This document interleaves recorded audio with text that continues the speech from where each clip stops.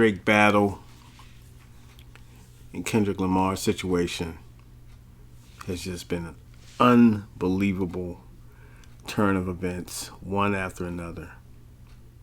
Accusations, direct disrespect, everything you need in a rap battle was played. The music was there on both sides. I think it was fair.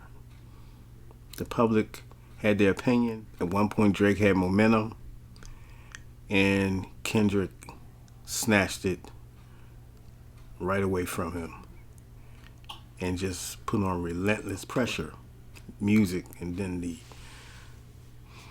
here we are with the Not Like Us diss track that has prompted Drake to do the unprecedented. 2/3 of the so-called Big Three have been very unconventional in their responses, in their actions, very against the grain, I would say, unorthodox, up for discussion on whether or how to approach a rap beef. Now you might not be able to say certain things. You might not be able to have insults, things that we've come to know in hip-hop circles, in the culture. Now you have someone who's not hesitating with litigation, not once, but follow it up with another defamation of character litigation against Kendrick Lamar and Universal Music Group.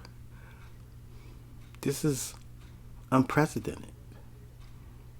And it has a rippling effect that I think that's going to reverberate for years to come.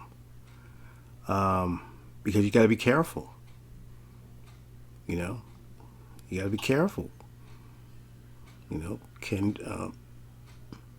Drake has approached the litigation new frontier on hip hop.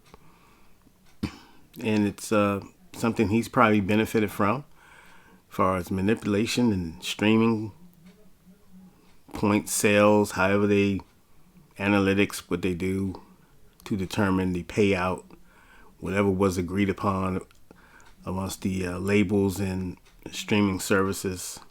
They're still manipulating that dollar bill or whatever. So it's a lot to kind of digest as a fan. And really, we just focus on the music. That's why I've never been a sales guy, whatever. So the mainstream want to push, but I know who's popular I like. But I keep it like that. It makes it more simple for me. You know what I mean? But Drake has pushed the envelope in new frontier, hip-hop litigation, one-on-one. Suing your label. This is a case that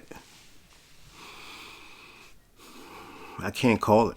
But look, if he has a gripe, he feels strong about it, then we have to let him do what he has to do. You know what I mean? I mean, you don't have to rock with it, but at the same time, it's his business, and it is show business, and this is, he has to get people's attention. Everything kind of starts spiraling out of control with him, you know what I mean? So, obviously, they want Drake out the game, allegedly. My opinion, just like they wanted to do Nicki, they want her out the game. They want Drake out the game. They want him out the way. He's held it down for too long. They want to push a new king, and that's just the way it is. Now, who's manipulating those agendas in the boardrooms and in these back rooms behind scenes? That's allegedly could be anybody, but it has to be someone with power and can will power. You know what I mean? Not just the label, but some other artists as well. Think about it. Put it together. You know what I'm saying? I'm just saying. Just look at it from all angles. And, the tentacles of that spreads like everything else. That's the way, the record labels are doing business. Imagine how the other parts of that, publishing and blah, blah, blah, and everything else, managers, So it's always something. It's always something.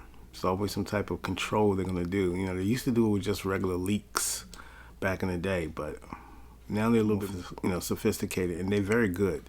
The record labels are very good at disguising things and making it look like they're coming out clean.